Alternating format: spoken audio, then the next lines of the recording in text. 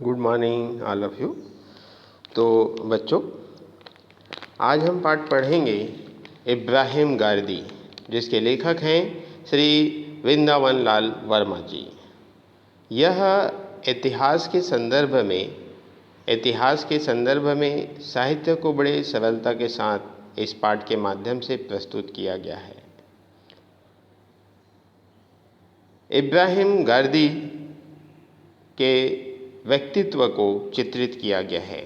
सन 1761 में पानीपत के युद्ध में अहमद शाह अब्दाली से मराठे हार गए थे। मराठों का सेनापति इब्राहिम गारदी बंदी हुआ। वह अंत तक लड़ता रहा और घायल हो जाने के कारण पकड़ा जाता है। और पकड़े जाने के बाद उस युद्ध में अवध का नवाब शुजाउद्दौला जो है अहमद शाह अब्दाली की ओर से लड़ा था। घायल इब्राहिम गारदी को शुजाउद्दौला के टीले में, जो अफगान शाह अब्दाली की छावनी के भीतर ही था, पकड़ कर रख लिया गया था। अब्दाली को इब्राहिम के नाम से घृणा थी।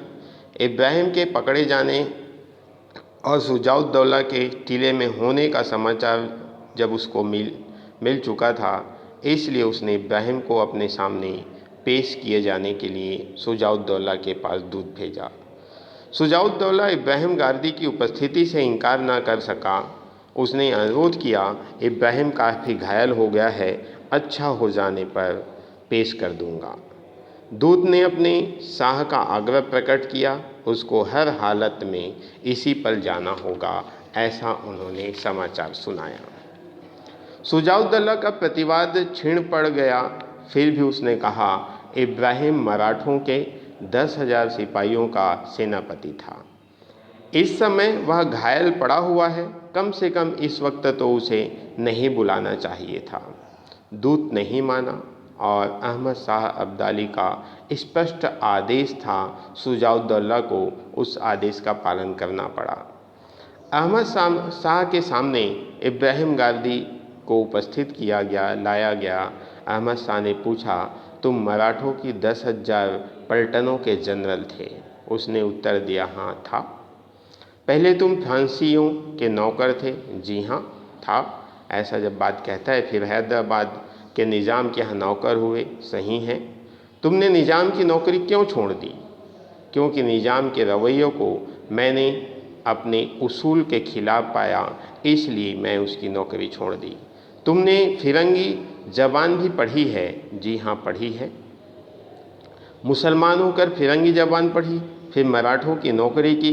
खैर, अब तक जो कुछ तुमने किया उस पर तुमको तौबा करनी चाहिए, तुमको शर्म आनी चाहिए, तुम्हें अफसोस होनी चाहिए कि तुम जो है दूसरों के यहाँ नौकरी करते रहे, फिरंगी भाषा सीखा है।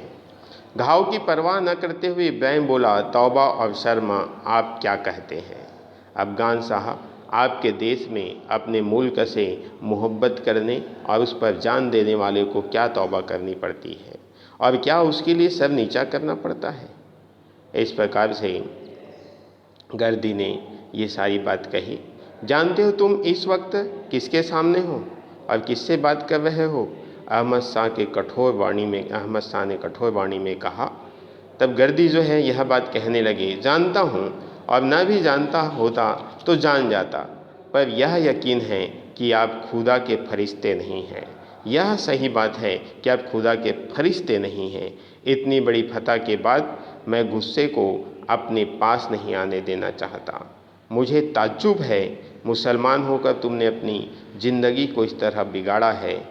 इस प्रकार से वह अहमद शाह जो है इब्राहिम गारदी से बार बार यह बात कहने लगता है।